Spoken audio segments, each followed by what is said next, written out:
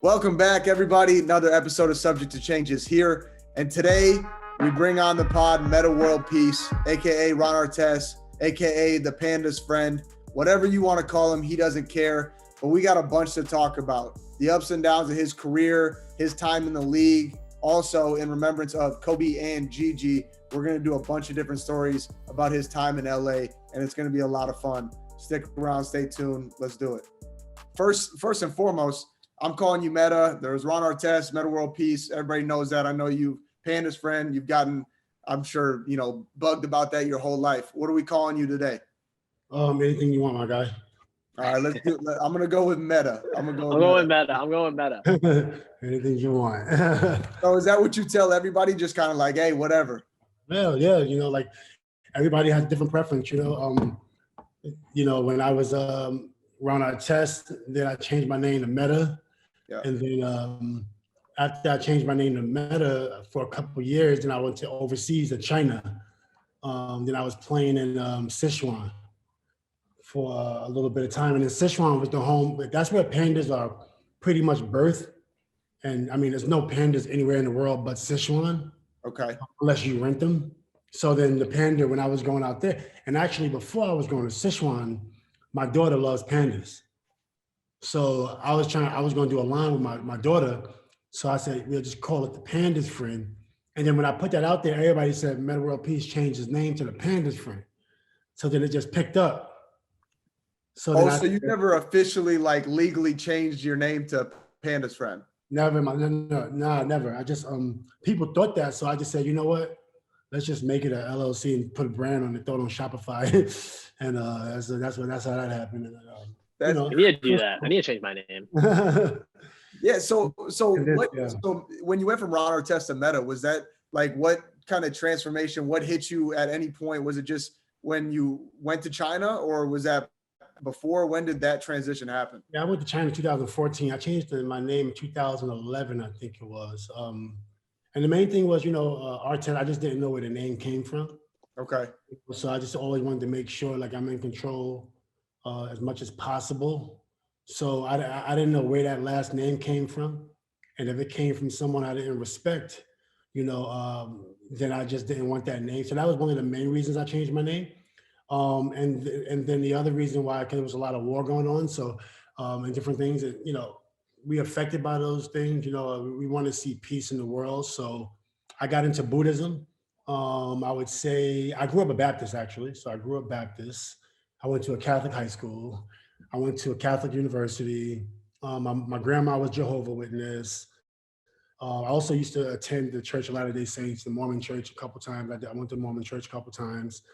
And then the faith that I really took hold to was the Buddhist faith, and mainly inspired from the country of India, right? So Metta is the name inspired by Buddhism, and then I became a Buddhist, not hardcore, but I definitely practice at times meditation, breathing, control. In our actually I would say in my neighborhoods, but in any unstable environment that you've grown up in, if someone has grown up, stability is super important. So if you don't have that, you don't have the tools to control situations, so where I'm from, we just react. Right. Something happens, it don't matter what skin color, it don't matter anything. It don't matter who you are, we just get it popping. Yeah. Right. We just get it going. And that's not a really sustainable life, right? Yeah. So right. And then so then with that being said, that's how Metta came.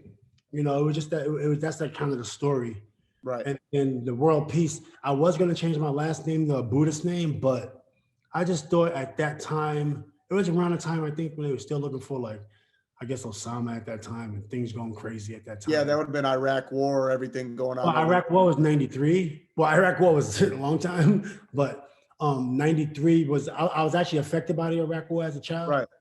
Right. So I think y'all a little younger. So maybe I went through it a little bit. And Afghanistan era, the end of that when Obama was coming in, getting everybody out of Afghanistan, right? Yeah, that era was kind of like it was just annoying, right? Like, when is there ever going to be a point in time where we could just chill, go to a country, chill out? Mm. I want to go to Iran. I want to go to North Korea, just chill, sip some mojitos on the beach. When can we go to parts of America where no issues, chill out, maybe hit the ganja with the locals, stuff like that, peace, right? That's what Right. so world peace is like, it's hippie-ish. It's like, it's hippie-ish. It's also like cool. And like people that love world peace, they love the ganja, right? So That's fair, right? I mean, so No, yeah, I hear you. So let's talk about just before we get into all the basketball stuff, it's really interesting hearing like your transformation as a person and listening to the different things where control seems to be a lot of it's got a focal point in your life, whether it's your name or religion and all this stuff. Religion specifically, you moving into like Buddhism and all the like what goes along with yeah. what attracted you to Buddhism? Was it meditation? Was it the techniques they use? Just the peace factor about it. Tell me a little bit about that kind of transition in your life. No, that's a good question. I love that pistol, Pete. Oh, I you love like that? That's all I got. It's not even hanging up, but hey, it's the man right there. I just noticed that. I think what really attracted me to it was trying to, find something that you could hold on to, and you can have some peace with yourself. And that was something that I was really big on. So when I actually went through when I went through my first mandated court for anger management, I got in a domestic dispute with my ex-wife at the time, right? The courts mandated anger management. They also mandated parenting classes and marriage counseling actually also. I was really reckless at the age 25, 26, 27, just reckless. I was reckless before that too. But, so when I started to work with my therapist, she was going through some breathing exercises. Right. When I was doing them, I was feeling better. I'm like, oh, this is really cool. And she told me where attention is held in the body, here in your forehead, your jaws, your shoulders, and your hips. And she often said, if you just notice, you have tension there. Just notice. And we took a pause. I'm like, oh wow. So we did some really cool exercises where we would clench up and then release, and then release all these muscles. And then I started to apply that to my game. I started to take it with me on the court. Because often I would take any issues I had off the court, I'd take it on the court. Any Right. issues I had on the court, I'm bringing that off the court. So now I was able to bring different tools on the court. And it was just the greatest feeling ever. So I wanted to learn more. And then that's where I learned breathing. And every year I started to learn more and more and more. And then that's how I became a fan of Buddhism. No, that's crazy. That's awesome. Progressive muscle relaxation, if I'm not incorrect on And that. I mean, it's a great term. Yeah, that's kind of what we kind of go through. I'm sure now college, when you were at St. John's compared to where I'm at now, I mean, even me playing for Bob Huggins, who, as you could imagine, doesn't really care as much about where you're at mentally. He just wants you to go out and play. Like, to be honest, he probably would I wish I would have got him. I played for Schiller, so they're very similar. It's like, yeah, very similar. I know a lot about Bob just from watching him coach, and I know his practices is crazy. Oh my God. 3 hours and 3.5, really. I mean, compliance reasons, it's 3 hours. It's like high intensity for 3 hours. People are like, oh, but you probably do this. I'm like, no, like take a break one time during 3 hours, see what happens to you. Like he's everything about him. But let's kind of go through Metta. Let's go through your early days before we even get to college and St. John's and all that stuff. Let's talk about growing up in New York City. What are some of the biggest things from that city? Because I feel like you embody a lot of different, times of your life. You embody, and New York City is an easy place to just be consumed with. So growing up on those courts, how much did that city create who you are now today? Man, there's a lot of things with the courts in New York City. I mean, I grew up playing I learned my game from my dad, and then it passed from a lot of the hustlers on the streets, the dope dealers lot of people in jail, a lot of people dead, that taught me the game. I'm talking about some of the most intelligent basketball players you ever meet. So that's why, when I play the game, I was never that athletic. I mean, I was strong, very strong, I could fast, but I wasn't jumping over the rim. I credit that a lot to the hustlers in my neighborhood that taught me the game. And at a point in time, we had Vern Fleming that went to the NBA, played for the Pacers from my hood. He from the same block I'm from. Then we had Sean Green, also played for the Pacers. He from Nas block. With Nas, I played on Mobb Deep block. Capone and Noriega, that's my cousin Capone played. I played with Capone from CNN. He had 69 points one time in an All-Star game. And then a couple of years later, I seen him blowing shots at a lot of people on the block. But extremely intelligent players. It used to be at times maybe 10 basketball players on the court, maybe 9 of them was gangsters, right? And that's how I learned the game. So in order to make it on that court, you had to bring it and you couldn't be a punk. And so I started to play with them when I was 13 and 14. And then we also had some guys that wasn't hustlers that was really good basketball players. We had Kenny Ito. Kenny Ito, he would have been pro. He got shot though. Kenny Ito got shot, and he played with Rod Strickland and Lloyd Daniels at Oak Hill. Then we had Lloyd Newton. Lloyd Newton was on his way to college. Lloyd Newton died on the court. He got a leg table thrown to his heart, and he died around the court. Then we had Mike Chatfield, was one really good. He went to jail at 16. He was the best in the hood. We were the same age. When he went to jail, I became the best. Actually, me and Reggie Jesse, we became the best. So then Mike went to jail for like 2 years in his prime, going to college. Wow. When he got out, he was hustling on the street. He later died in a bad drug transaction. He got shot up in a cocaine deal.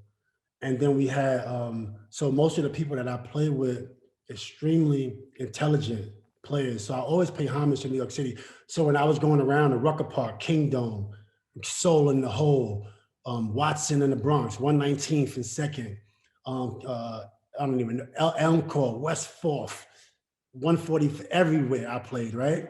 And when I'm there, everybody knew, like, I was bringing that Queens style of basketball. Gershwin Park, Brooklyn, right? Yep. Gershwin Park. I remember one time playing on Gershwin. This is the old Gershwin.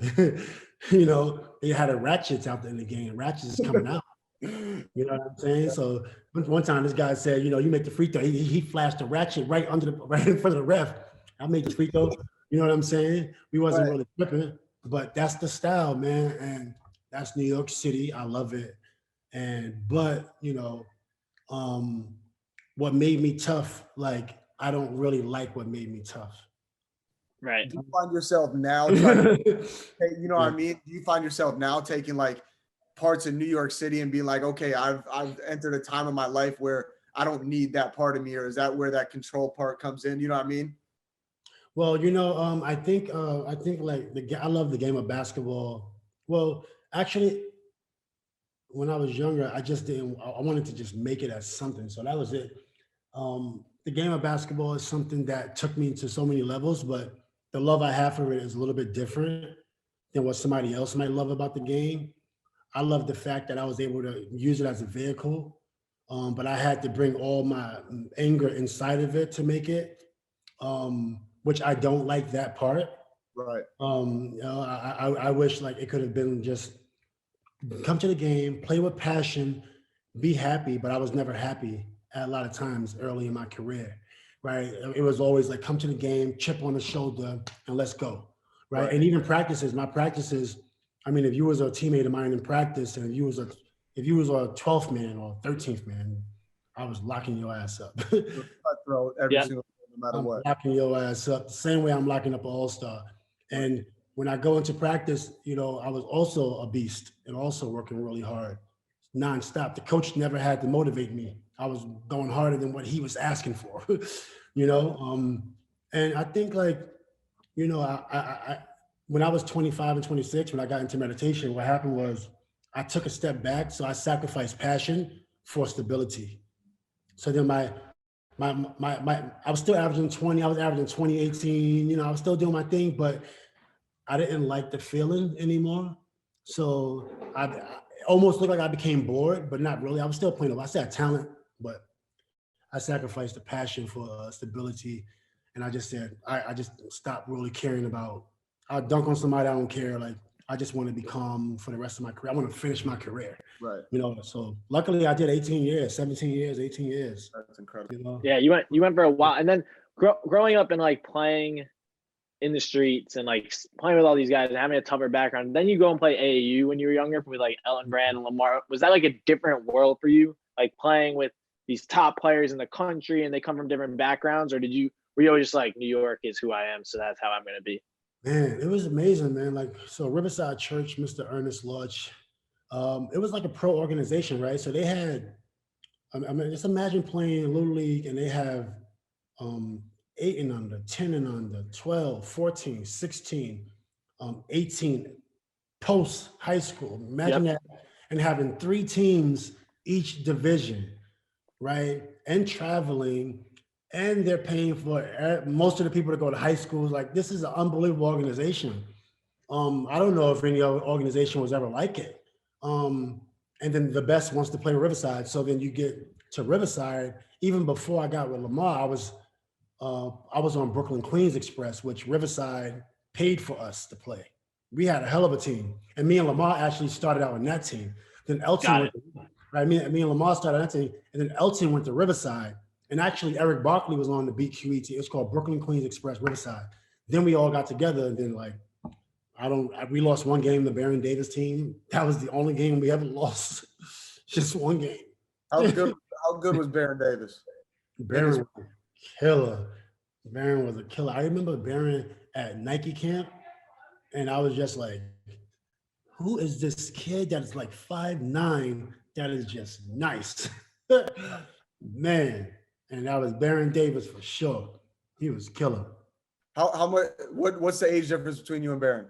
We the same age. Got you. Okay. Yeah, me, Baron, Elton. We all went to Nike camp together, and we all got drafted the same year. It was crazy. Yeah, that's wild. I mean, that group coming out of there is unbelievable. So you talked about AAU and kind of the difference between AAU now and, you know, what it was back then and the changes and stuff. Talk about New York City just real quick, because Dyckman, you know, obviously Rucker, everything that everybody talks about, but you list off, I mean, a bunch of different places to hoop there, but Dyckman and Rucker really get all the media hub and the hype and all this stuff. Is it the same or is it different compared to when you were growing up?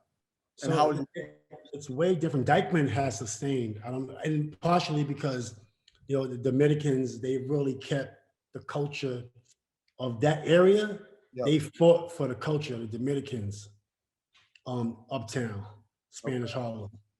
It was a point in time where the Rucker, you know, when they started to gentrify the neighborhoods, they took the music.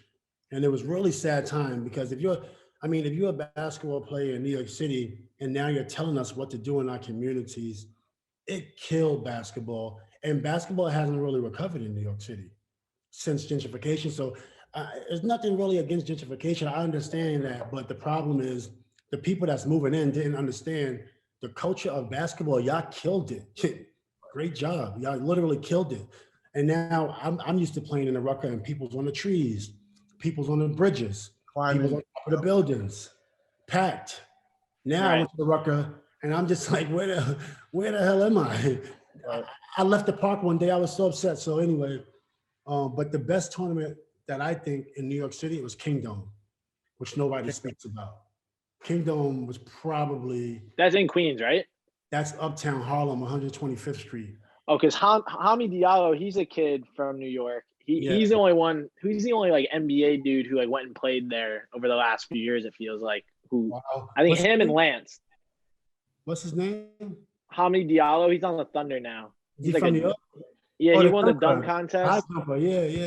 Yeah, he plays there sometimes. I think Lance Stevenson still goes back there sometimes. Lance probably goes back. Lance is right at the tail end. Lance is right at the tail end of like the greatness of the street ball in New York City. But Kingdom, I don't think Lance played in Kingdom, but Kingdom, it was like a stadium in the hood. And it would be about like 3,000 people.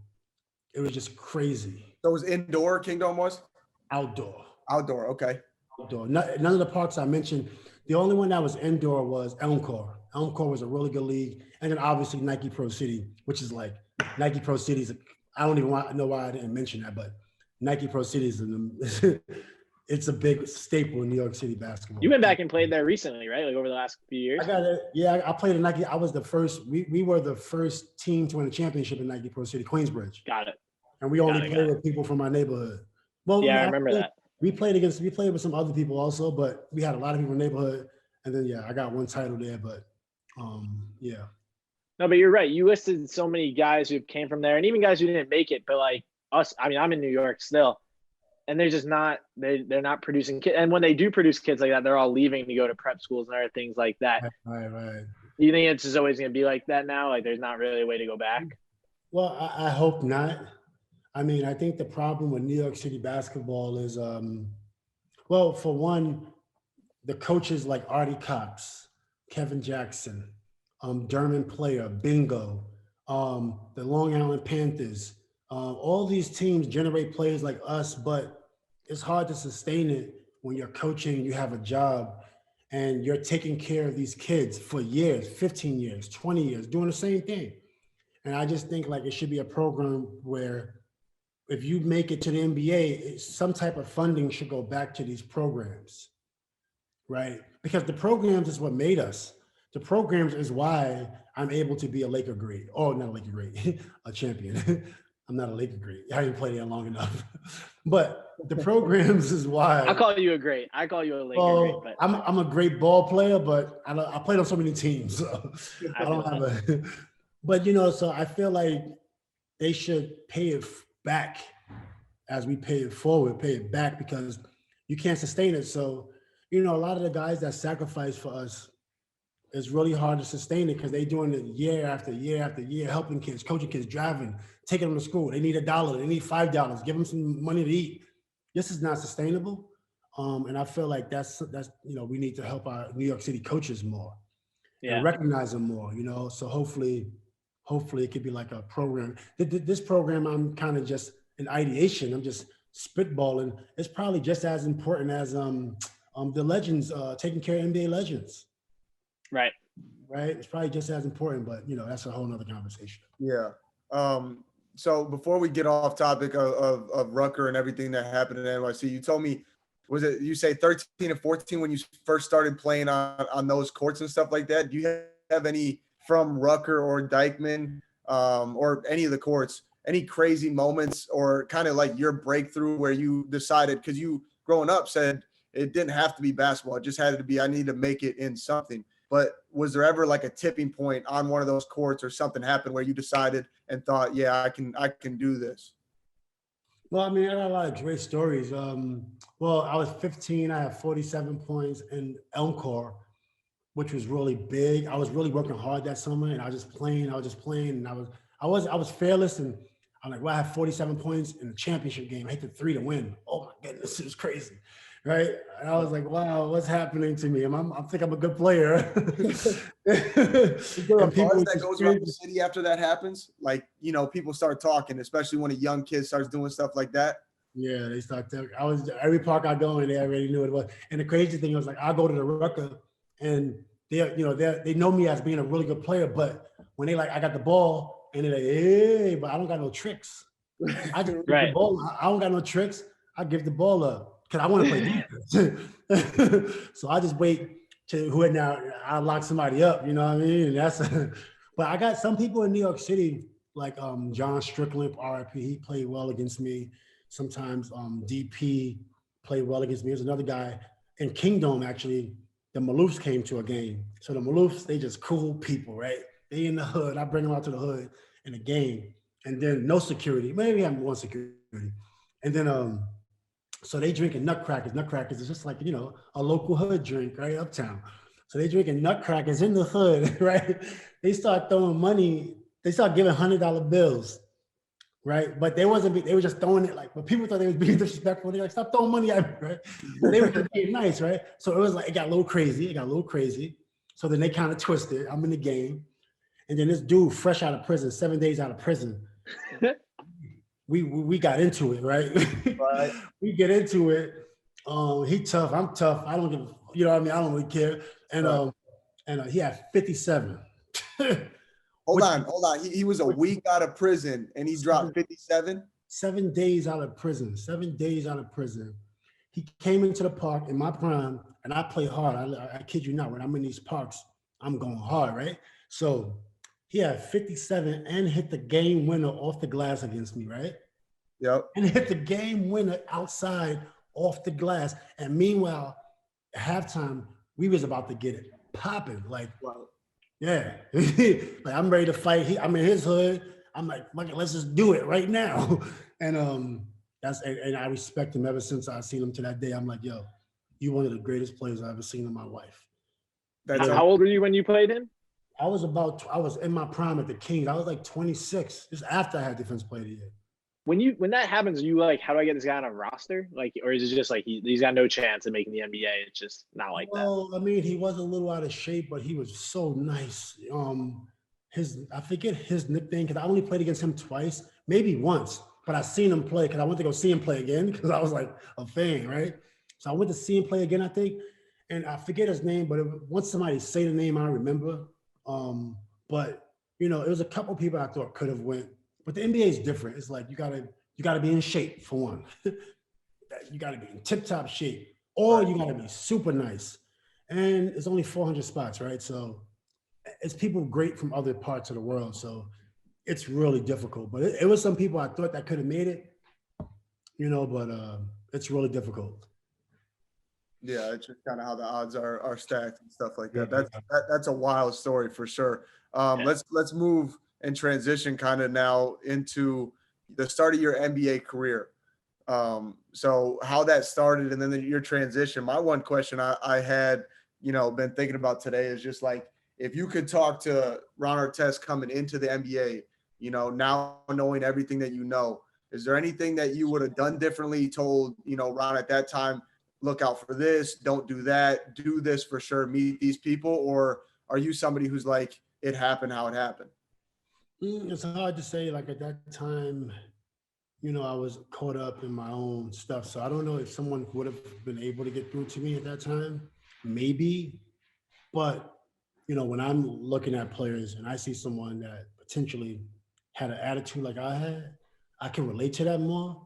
And then I can give suggestions, some advice, right? So the main thing is whatever you did to make it, when you make it, just keep working hard. You don't have to go too crazy. You good, you here. Right. You got the cash, you got the teams, you're good. Relax. Was it difficult, speaking of you got the cash and was it difficult signing that first contract, you know, coming from New York City where everybody fights for that one contract signing, you know, is that whole life change right there? What was the first thing that you did that, I mean, it's a classic question. What was the first thing you spent money on when you got your first, you know, big contract? The first thing, like I went home and just like redid a little bit in in the hood, in my house. I mean, I knew my mom didn't want to leave. She never wanted to leave Queensbridge. Really? Literally, I had to drag her out one time, but she was not trying to leave. My first couple of years, she came back and forth, but so I just said, okay, I'll just you know, make it nice. Right. Just being it nice. But and then she moved with me. But that was the first thing I did, like put leather couches and You're not gonna leave. We're gonna make sure it's, you know, it's okay to chill. Yeah, it was actually fun. It was actually fun. I hear you. No, that's great. So you start out, where you get drafted, for people listening that don't understand the beginning part of your NBA story and journey. Talk us through those first like 5 years. Well, you know, I got drafted with the Bulls. Mega came to my first game, a rapper from Queensbridge. Mega, and then one of my other hustler friends, Super Ed, came to a game. They came to my first game. That was an amazing experience. And then playing with Elton Brand, we get drafted. And actually the Sal Academy jerseys was made after the Bulls. The shorts, everything's the same, which is crazy. Right. Got drafted to my favorite team, Chicago. It's just crazy for me at this point. You know? That was your favorite team, Chicago? Chicago was my favorite team. But when they played against the Knicks, I wanted the Knicks to win all the time. Okay. I never wanted the Bulls to beat the Knicks. Right. Okay. And they would always beat the Knicks. That's the only time I was rooting for the Knicks against the Bulls, when they played the Knicks. Right. Right. I hear you. Why do the Knicks suck? Like, why are the Knicks always bad? Like, you played against the Knicks your whole career. They're terrible. Well, And they're okay this year. But we're doing okay this year. We're doing all right. Yeah. But I think like the fans are, New York is it's so much media. And then the fans is like, anytime something go wrong, oh, they suck. And then they trade, the churn. And you know what I'm saying? Like, they got to be patient. The fans, if you're not patient, and Mr. Dolan is hands-on with the Knicks, right? So he's trying to do what's best for the players and what's best for the business. But if the fans is always going to put so much pressure on Dolan gonna make a decision. The fans is not happy. Well, guess what, fans? If you're not happy, you're not building any synergy between the players, because you're the reason why they're leaving. You gotta be easy. It's the fans' fault. If they want to see good ball with the Knicks, look at San Antonio. Every fan in New York, just read the San Antonio template.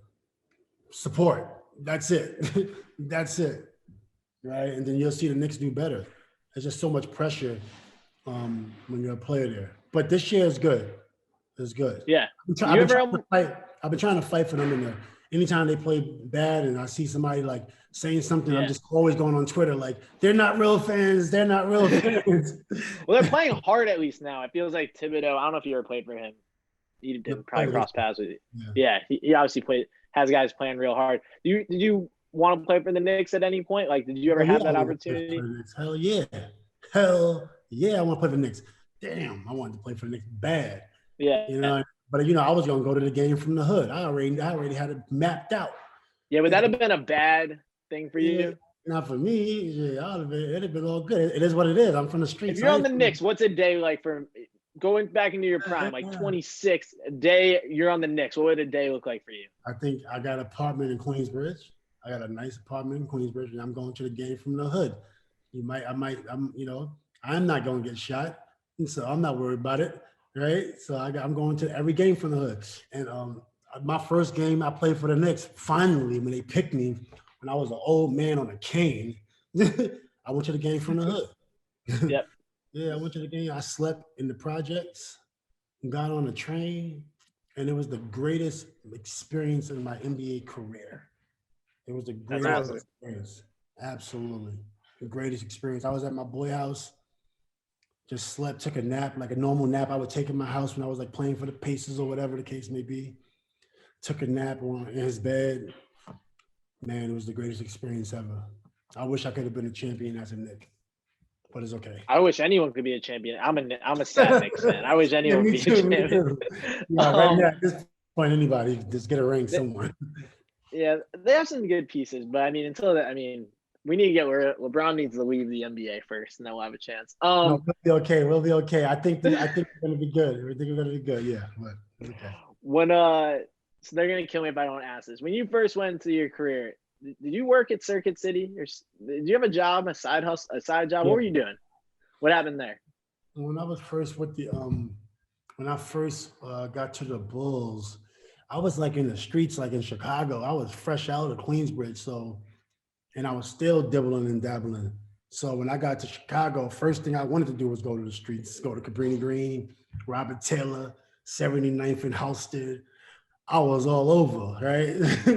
And I was like, damn, I gotta focus, man. I was out partying. You think you're super wealthy, but you only got 500 grand after tax. Right. You know what I mean? So, but as a kid, you're like, God damn, I'm Bill Gates as a 19-year-old. So I was out a little too much, and then like I was partying a lot. So I said, I need something where I can just focus on the game and not try to get in too much trouble and just chill out. I'm like doing things I shouldn't. So I just said, I'm just gonna work at Circuit City. My friend was working at Circuit City. So I was going there every day and like chill out after practice sometimes, just like walk around. And then I just asked the guy for a job, like, can I work at Circuit City? And it was mainly just to stay out of trouble. trying to just do anything to stay out of trouble. Yeah. Hey, Metta, I'm 22. What the hell is Circuit City? The Best Buy. It's Best Buy. Okay, so okay, tech stuff. Okay, It's tech Best stuff. Buy. Okay. But basically, I'm assuming some shareholders from Circuit City probably invested in Best Buy Right. because Circuit City's a dinosaur. I hear you. What year did you end up your first year with the Lakers? I was 2009, 10 season. So, September 2009. Got you. How much have you changed since being drafted in Chicago? You talk about you're jumping around, probably moving around too much. You get the job Circuit City just to kind of keep things, nailed down. Now you go out to LA and you link up with Kobe. How much different were you, or did you have to change even then? Being around Kobe, somebody who's as intense as he was, somebody who, much like yourself, demands 110% effort every single day. Did it gel right away? Did you and Kobe gel? Was there any kind of clash? Was there, any kind of big story there with Kobe that, kind of changed you as a player? Well, the main thing was, RIP my brother Kobe. The main thing was, so I just got finished playing against them with the Rockets the year before that. I was averaging 22 in the playoffs. Right. And, so I tried to go back to the Pacers. That was my first choice. And then I tried to go to the Pistons. I didn't, and then, our young brother LeBron, he actually called and was recruiting me for the Cavs. So I didn't want to play with anyone. I wanted to stay in Houston first. Right. But Yao broke his foot and some things went, I was a little upset, but I wanted to stay in Houston because I'm like, I just stay put. That didn't work out. So then my agent called the Pacers. I think he put a phone call, but they was like, nah, the bro was just 6 years ago. Right. And then I thought that would have been a cool story. And then I said, okay, I'm gonna go to the Pistons. So I called, I thought I could have fit in with the Pistons, but they was like, nah, right? I thought that would have been so dope, so hard, but they don't understand. It's different from corporate to streets. Like right. For the streets, if Metta World, around Artest at the time with a Piston jersey, I know corporate, but for the streets of Detroit, that would have been gangster, right? Right. That would have been gangster, right? And that's what I was thinking about, but it didn't work out. So then my next choice was Greece. So then I was trying to go to Greece. I said, because I didn't want to play for any other NBA team because I just wanted to do something cool and I don't want to play with any stars. So then I tried to go to Greece, but when we was trying to go to Greece, they thought I was playing around. Like, yo, I'll take anything. I want to play overseas. And I wanted to either be Pacers, Rockets, Pistons, or the Knicks. I wasn't thinking about the Knicks. I'm thinking the Knicks is not even thinking about me at this point. Actually, they was thinking about me, but then Isaiah Thomas got fired. So I was talking to Isaiah Thomas about going to New York, actually. Right. Isaiah Thomas got fired. Then Donnie Walsh went to New York, actually, also. So that kind of, messed me up too from going to New York. So then with Greece, I told them I'd take anything. I just wanted to play overseas in my prime because I love overseas basketball. Serbia, Croatia, at the time, amazing basketball. And I wanted to play overseas in my prime. So Greece was like, nah, he's just playing around. And then I tried Angola because I'm like, if I don't play in Greece, I could play in Africa, play in the motherland, but in my prime. I didn't want to play in the motherland like, an old man. Right. So everybody kept thinking I was playing and Metta World, Ron Artest, a superstar that want to come here. So then all those options was out the window. And then I was out in LA and then I got a call at 12:01 from my agent. And then he says, hey, the Lakers want to speak to you. And I'm just like, for what? They just beat me in the playoffs. Right. They said they want to offer you a contract. And I was like, well, is there any other people that want me? He's like, nah. I was like, okay. I was like, well, that's what happened. I was like, okay, I'll take it. I had no options. Like literally, well, I did have one option. I did have the LeBron. I could have went to the Cavs. That was the only other option I had at that time.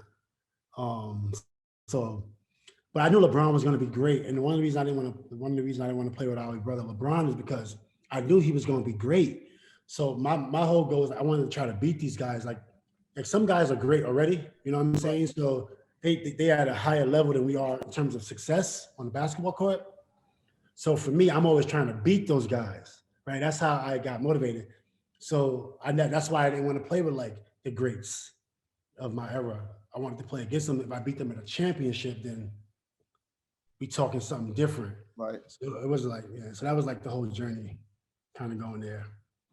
That's Did you, before signing that contract with the Lakers, like, do you talk to Kobe? Do you talk to any of the guys on the team, or is it just like your agent handles it? You're in. Yeah, I mean, Dr. Buss. I spoke to Magic Johnson. I spoke to Dr. Buss and then Magic Johnson. And then I spoke to Kobe after I signed. And then I think I spoke to Phil maybe at practice or something. Maybe I spoke to Phil hello, but That's mainly funny. it was Dr. Buss. And Dr. Buss, we had lunch at the SLS Hotel, RIP Dr. Buss. And then I remember, no, the W Hotel. They called me at 12:01 that night. We had breakfast the next morning. And he was just like, yo, I'm not going to be able to pay you what you deserve coming off, that playoff series you had against us, but we really want you here. And I was like, in the back of my mind, I'm like, I don't got no options, Doc. Yeah. Wow. But I was like, I'll take it. Thanks. Do you remember that first convo with Kobe when you get there and you guys are like, damn, we're teammates? Do you remember that conversation? With Kobe, it was real brief. It was just like, yo, let's get it. I already know what he about because I played against him. We had wars. I never said nothing to him off the court ever, with the exception, I did interview him actually one time. I interviewed him that year actually because I was a fan. But I interviewed Kobe in 2008. I interviewed him for Fox. They was like, who you want to interview? I said, I want to interview Kobe. Try to get Kobe. He came and did the interview. And I just humbled down because I was like, I really loved him. And on the court, I don't, but off the court, I really admired him, right? So that was the only other time I had a conversation with him. Other than that, it was just on the court. He's just such a competitor. Him, Derek Fisher, guys are super competitors. So you fit right in. You fit right into that system that they had going. It was play as hard as you can and let's go win a championship. That was it. Yeah. At that point, I think my Houston series was good. I did get in a little issue with Kobe. I got a tech, but I didn't really initiate it. You know what I'm saying? So I think they realized that I can play and I was stable. Right. I was we the only team to take him to Game 7 that year. Right. And Yao Ming broke his foot in Game 3. We blew him out in Game 1 by 20.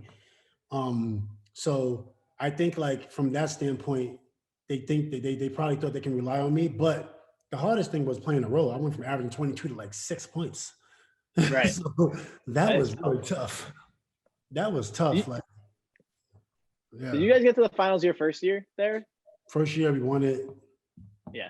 First year we won it. I forgot you played with Yao. Was Yao good? Like amazing? That was one of the greatest players I ever played with. Wow. Okay. Yeah, That's Yao very was awesome to hear. Unstoppable. Nobody can stop him. Good dude, right? Good dude also, right? And Just a a good guy. And a great dude. He was unstoppable. What made Yao Ming, outside of the fact that he was 7 foot, whatever, what made him so good? I mean, high IQ, what was it that made him such a good basketball player? Well, one, he was rock solid strong, right? He literally can break your bones if he wanted to with his hands, right?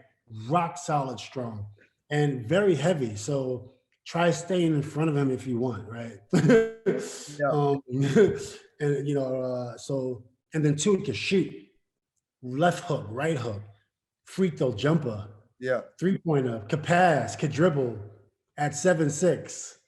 That is unbelievable. No, he's unreal. If LeBron would have played with Yao, it would have been crazy. Was that strongest people ever? Happening?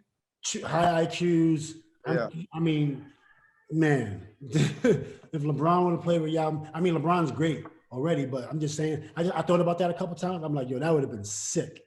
Yeah. And you're seeing the Cavs would have been cool.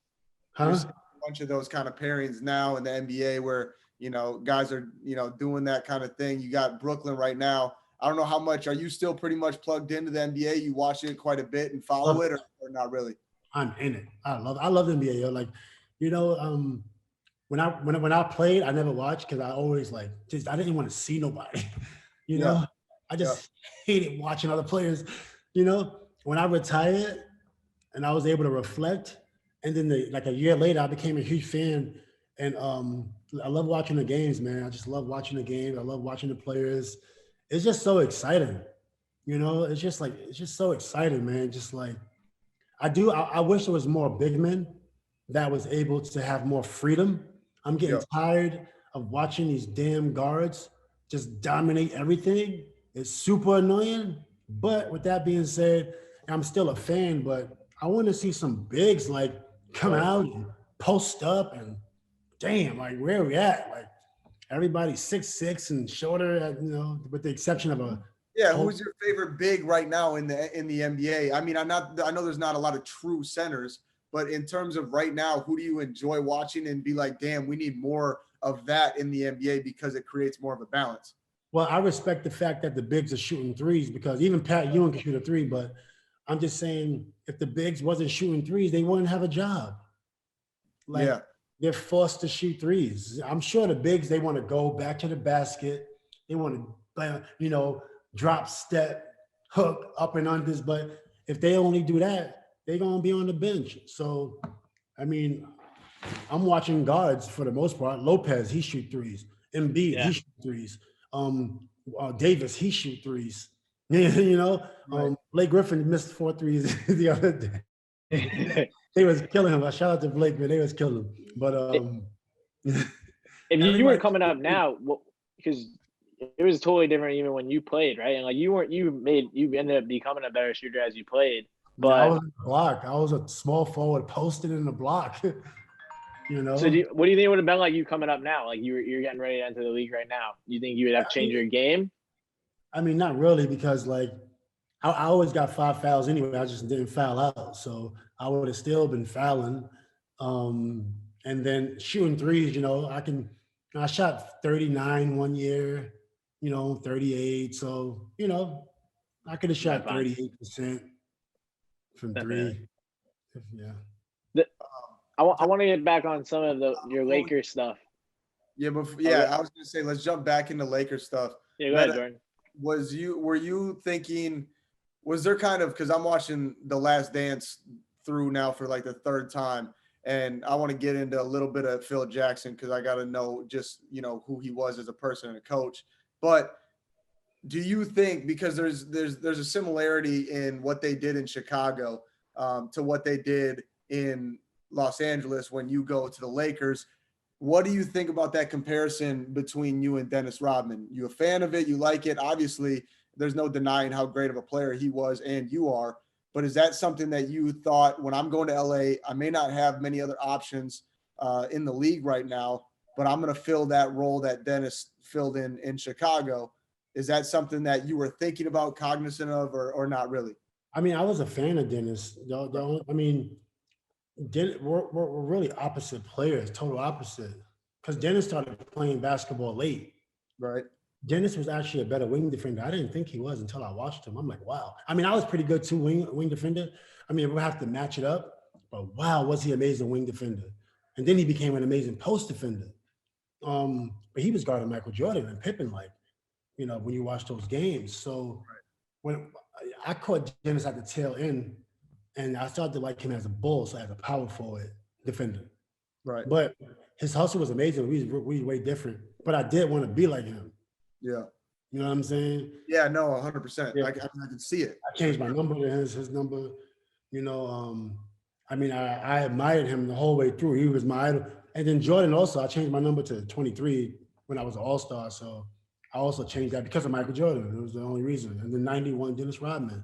Yep. You know, and then one of my other favorite players was Gary Payton. I love Gary Payton defense. The glove. I love Gary Payton defense. Those are some of my favorite players. That's awesome. And again, in some of the Lakers stuff, obviously you guys win the title your first year. Like, take us through that team and how it all worked. Like, were you all really close? Was it Kobe giving like everyone else kind of setting the tone, or like who were the leaders of that group, and how did you guys all get along that team? Well, I would have to say like Fisher was probably the one leader. If you had to go in order, Derek Fisher, Kobe, Powell, right? As players. The reason I say Derek Fisher because he did most of the talking. He did most of the speeches, most of the, hey guys, we got to win. We got to play better. Pay attention, right? Kobe was on the floor like Superman's hair with a cape, really. That's how it was, man. Like, I remember thinking like, this cannot be real. Like, this playing, I'm like, the stuff he's doing is not real. I'm not in awe of anybody. I want to smash people's head. But I remember playing against him and I'm like playing with him and just like, this is the most incredible thing I've ever seen. Every night, it's like something more incredible. It's like another magic trick. You know, it's like crazy. He's like 25 straight points in the playoffs, you know, mostly jumpers. Right. This guy is unbelievable, man. And then Powell was a rock star too, you know, but, and then also after those three, you had a lot of other dope players. Shannon Brown, in practice, Shannon Brown would be killing in practice. You know what I'm saying? Like, he would not miss jumpers at all. But it was hard to play with a shooting guard playing, you know, with Kobe, right? Yeah, that happens, right? I feel like that happens in the NBA, but like Jordan, I'm sure it happens to you. Like, there's guys who are in practice, like, damn, that guy's sick, and like maybe they don't get the minutes and stuff. That happened a lot in the NBA. I'm sure it does. I'm sure there's a lot of great players. You know, the NBA, I always tell people, you 1 inch away from making millions or 30 grand. Yep. Right? It depends on who's your agent. It could be $1 million overseas, but it depends who your agent is, right? And it's the same thing. You are an inch away from playing or being on the bench. You know, that 1 inch is like, right? It's crucial. Take me. You touched on it, but like some of the things that Kobe would do, like when those would be happening and you're on his team, are you like in awe? Are you talking to him, like hyping him up? Does he not want to talk to anyone when he's having like those 25 points in a quarter or whatever he's doing? Like, what were some of those moments like being his teammate and like how he would handle it? I think Kobe feeds off how hard his teammates is working, right? Like if you see LeBron, his teammate might get a dunk and he might be like, yeah, you know, pat him on and do their old little dances they be doing, right? Whereas I think Kobe's different where if Kobe see us working hard, that fuels him. You don't necessarily need to go, come on, Kobe, you could do it, or you playing great. He don't really care. Maybe if Derek Fisher be like, let's go, I think he'll respond. But I don't recall. The only time I really embraced Kobe was at the championship. Yep. I swear that was the only time where we was like, yeah, let's go after we won. That was it. It was never like, you know, it was never like in the season or if he dunked on somebody. I mean, and it's always happening. So I mean, sometimes he'll do something amazing. I'm going to the bench. I'm not about to be cheering every time this guy do something amazing. Like it's cheering quite a bit. Crazy. Yeah, but yeah, Kobe, he'd be like just the whole right. Yeah, right. It's level of was that the best moment of your career when you hit the shot?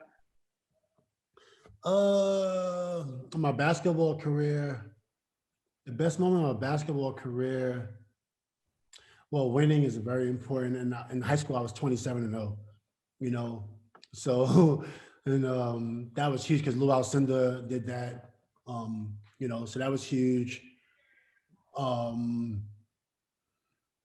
Basketball, I got a Rucker champ. I never lost a game in a Rucker, not one game. That's You're undefeated really in Rucker? Yeah, never lost one game. I played there since I was 15. I played throughout the NBA, never lost one game. And I got 3 championships. So that's really big. Now, when you want to talk about the scope of things, the NBA, I mean, the defensive player of the year was huge, man. That was really big. That was a big award regardless who you are. The champion, the shot was really big. That was a big shot that I made. So when you talk about the highest level, yeah. But there's other things that I've done that I'm really happy with. Because like you look at my career, it's not like LeBron. LeBron got 10 rings or whatever. I can't compare my career to someone who has that many awards, but I did the best I can. So when I talk about everything, it was so many important moments and so many things I cherish, you know, outside of that shot. Now, if you want to just keep it to NBA, There's a couple things that happened in NBA that's really amazing. The defensive player of the year.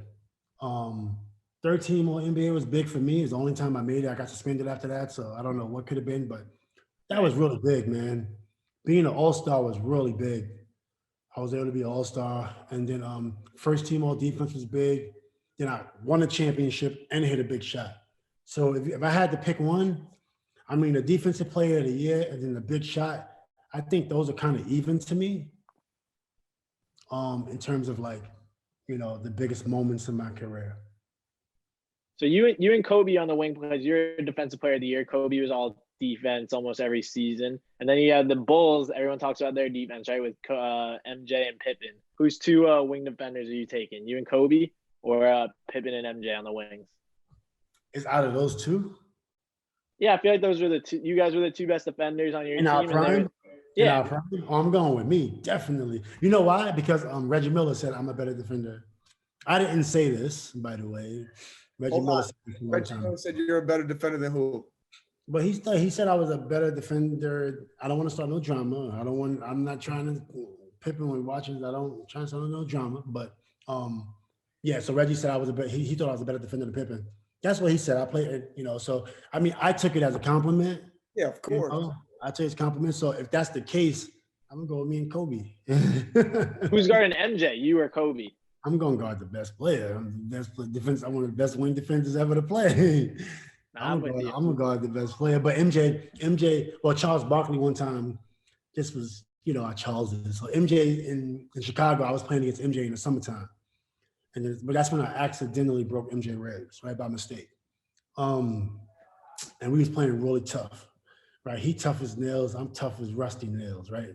So MJ will always call, well, not call, but he would say, "You coming back?" and invite me back to play because I'm like going hard. And he wanted that. So in the paper, he said, you know, Artest was like my favorite player. On the Bulls, he probably said. And I'm like, oh, I would call my friends, yo, MJ said, yo, you know how this is going, right? So I ain't making this up. And then Charles Barkley was like, I was talking to Charles like, man, MJ never said that. Why MJ gonna say, you know, Artest his favorite player? I'm like, I ain't say it, man.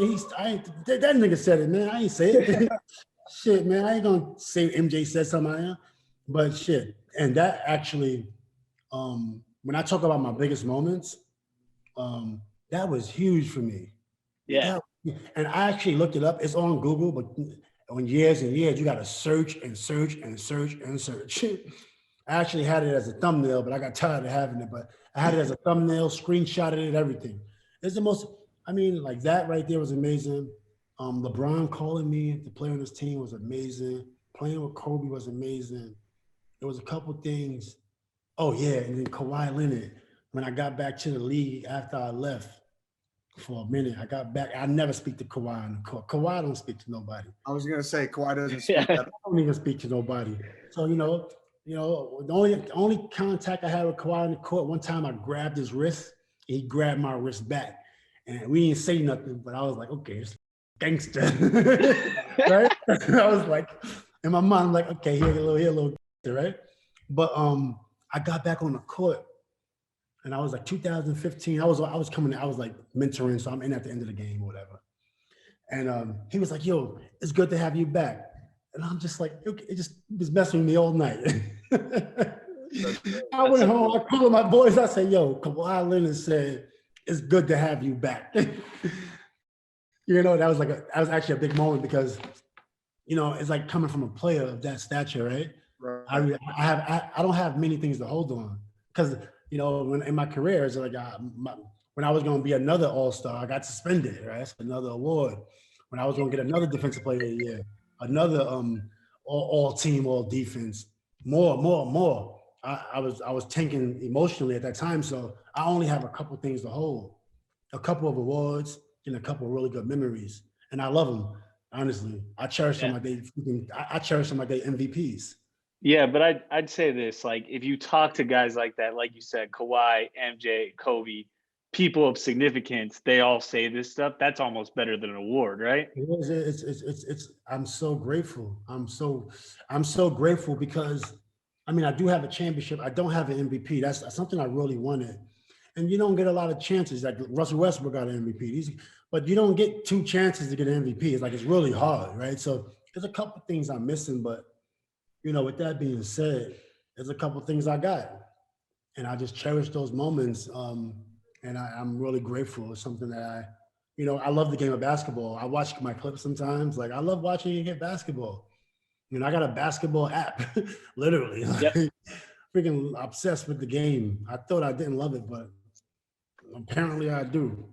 So I'm grateful, very, very grateful. You talked about playing against MJ a little bit, and obviously you played with and against Kobe. Did you see a lot of similarities between those two guys? Like, did you get how are they? How are they different? Say MJ and Kobe? Yeah. I just think MJ was a little stronger. Kobe, they were so similar, man. It was. MJ might have been stronger, but I don't know. It's just hard to say. Like, it's really hard to say because, when you think about MJ was a beast. So it's literally inches. And if MJ is the best, it's not by far. If MJ is better than LeBron, it's literally not by far. It's literally by a split second, maybe a second, maybe a whole second. Right. Right. But that's it. They are. So, and Kobe too. Like, if LeBron is better than Kobe, it's about here, literally. Right. So it's hard for sure. We wanted to hit on this kind of towards the end. We're a few days out now from it being a year since the tragic loss of Kobe and Gigi, and I feel like everyone kind of shares a lot of different stories. But obviously, you got to spend so much time with Kobe. Is there one story that sticks out? I'm sure you've gotten asked this a bunch, but is there one story that sticks out about your guys' relationship in general, but like a Kobe story that you want to share with everyone?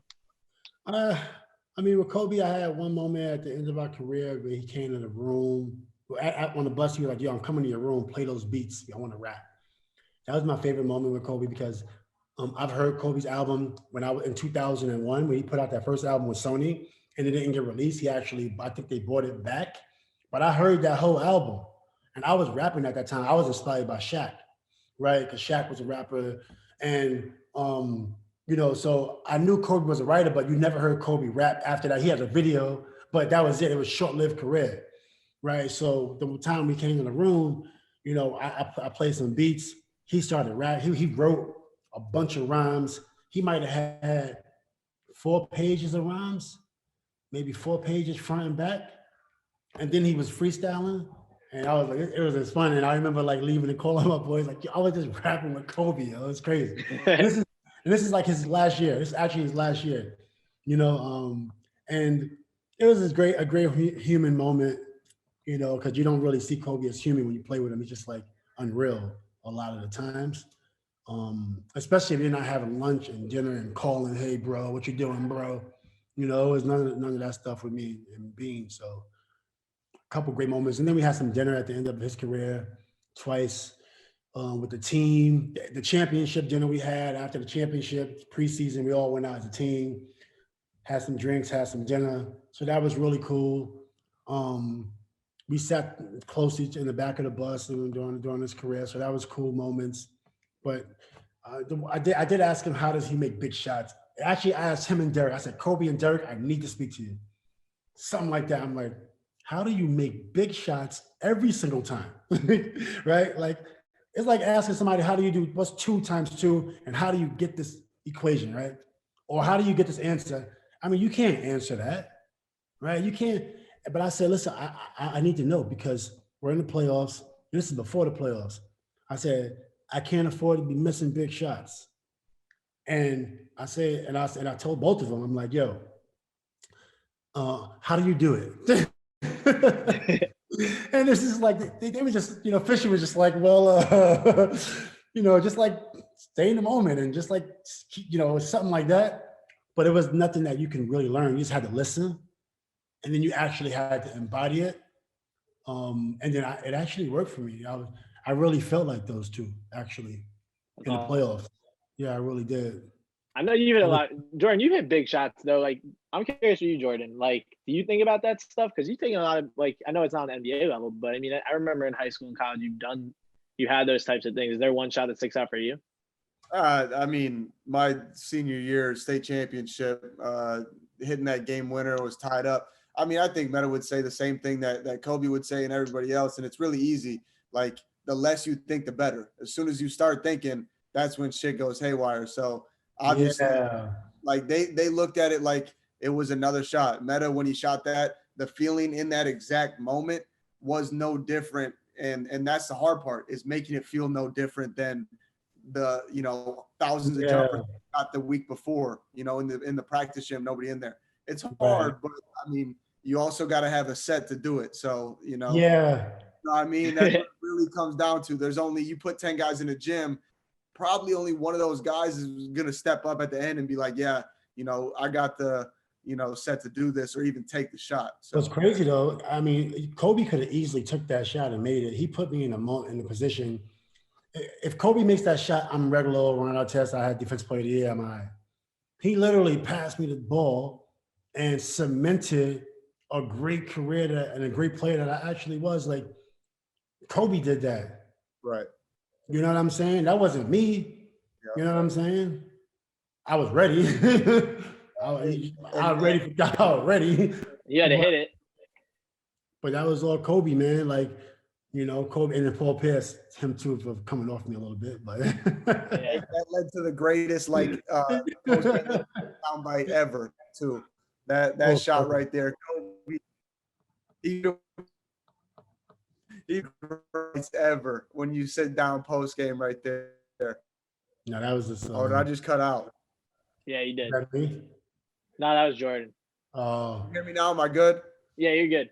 Yeah, no, I was just saying it led to one of the greatest post-game interview sound bites ever. Kobe passed me the ball. Well, you know what's crazy? What was crazy about that? They wasn't going to even have me on the podium. I had to go to the podium. I'm like, yo, this ain't happening.